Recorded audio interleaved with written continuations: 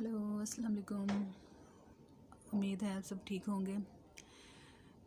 दोबारा ड्रामा है, ये ज़रा हट के स्टोरी है। अच्छा है, हमारे यहाँ पे एक जैसे ड्रामे बनी जाते हैं, ये ज़रा अलग भी होनी चाहिए। इस ड्रामे में आप देखेंगे कि माहिर जो है वो अपने माँ बाप से अलग रहता है और एक फ़िटनेस कोच है, उसको पार्क में मिलती है मेहरुन्निसा। फिर वो उसको बताता है कि मैं फ़िटनेस कोच हूँ और आपको पहले कभी नहीं देखा। वो बताती है कि मैं अब आना शुरू हुई हूँ।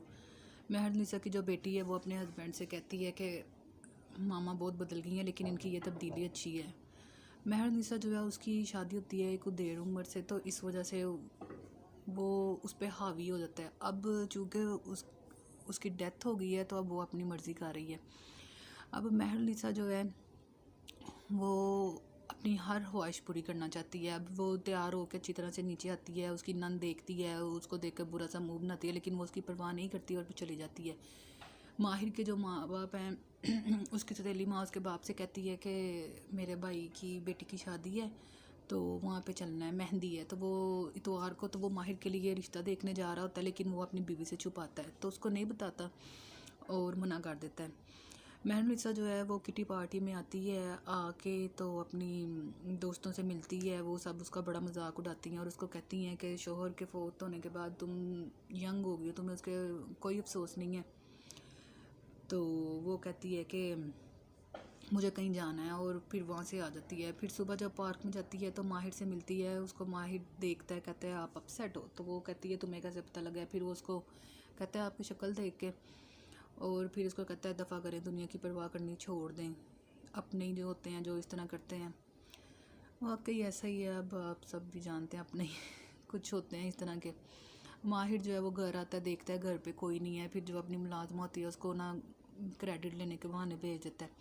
वापस आती है तो फ़ोन पे बात कर रहा होता है। फिर वो देखती है किसने मुझे क्रेडिट लेने भेजा और फ़ोन पे बात कर रहा है।